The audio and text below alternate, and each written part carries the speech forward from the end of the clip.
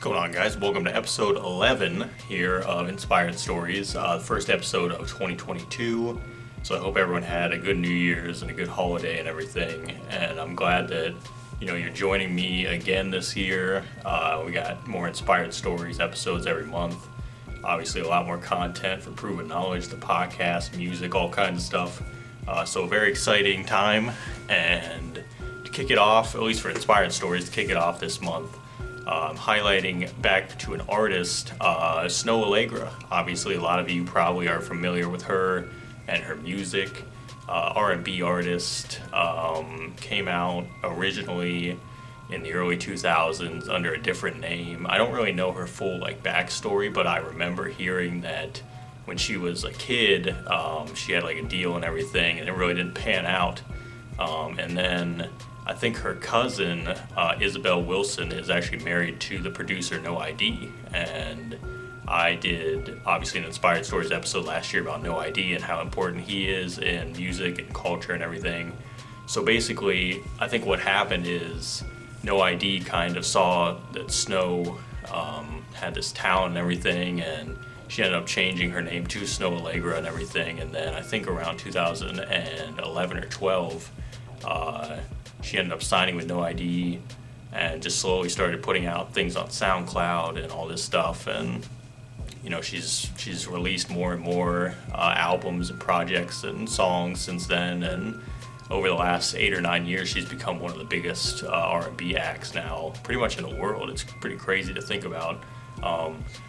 So for me at least, I think I discovered her around 2014.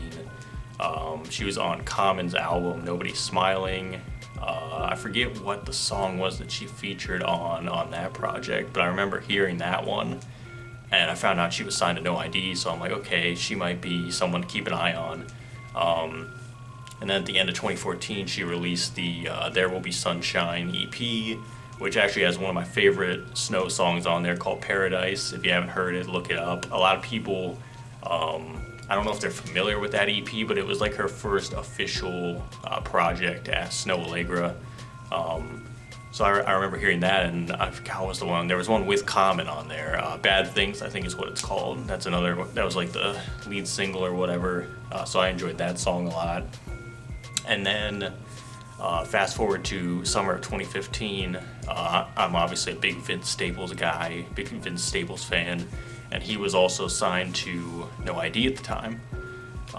And pretty much all the people signed to Snoh Aalegra to the REM label were working with one another. So Snoh was also on that album on Jump Off the Roof, which actually is one of a Vince Staples fan favorite. It's kind of one of those album cuts that everybody always talks about. So she did that.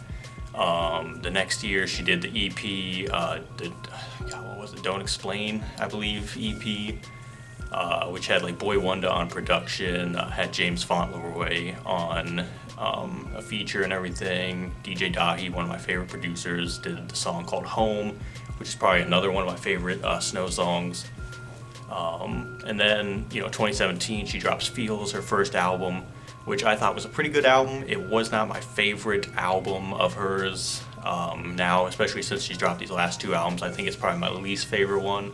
But it was a good debut, and it got a lot of people, familiar with her. She had the song with Vince, Nothing Burns Like the Cold, which ended up in the Apple commercial, which a lot of people took notice of. And then fast forward to 2019 is where she really became, I think, who she is now, which is a very prominent, force in the R&B world, dropping the second album, which is Those Feels Again, which is, to me, a 10 out of 10 body of work. It just from top to bottom, sequencing, storytelling, showcases her different styles of R&B, because she likes to do a lot of old school stuff. She likes to do some modern things as well with the production and the way that she utilizes features and background vocals and everything. I just thought it was incredible, and there wasn't any credited features, official features on that project. It was all her. She just let her talent do the talking and her voice do the talking.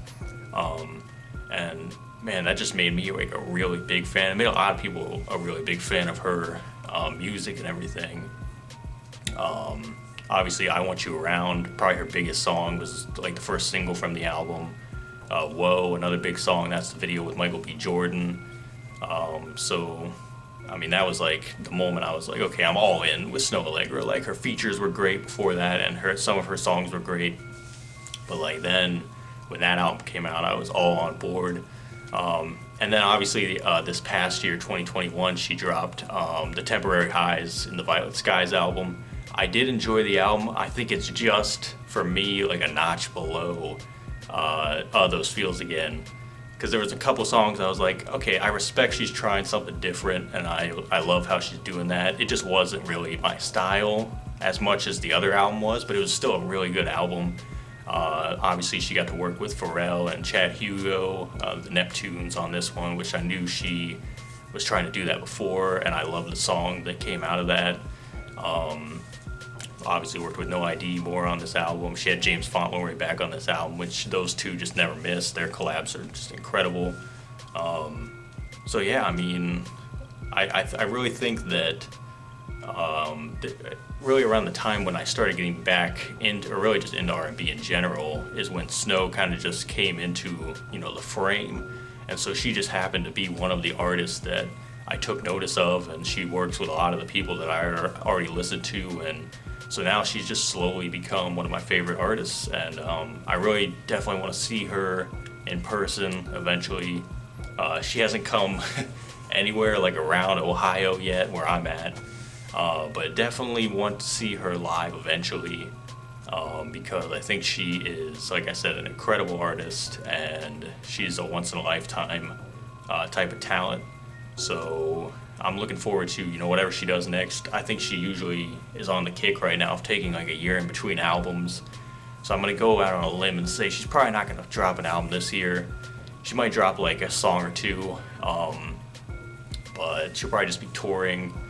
But I think it's going to be interesting to see where she goes on her fourth album, because she's, honestly, in my opinion, she's like dished out a lot of music, but it's all still very good quality. Usually for R&B acts, they like to take 2 or 3 years in between albums, but she seems like the person that she really likes to just get the music out there and just see what people think about it. So I would say definitely 2023, the next album.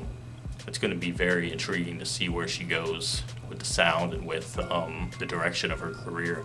So yeah, I mean, that's basically it. That's my experience with Snoh and her music, and hopefully one day I can connect with her some way or another, because she is incredible. And if you haven't listened to her, you haven't heard her yet, go check her out.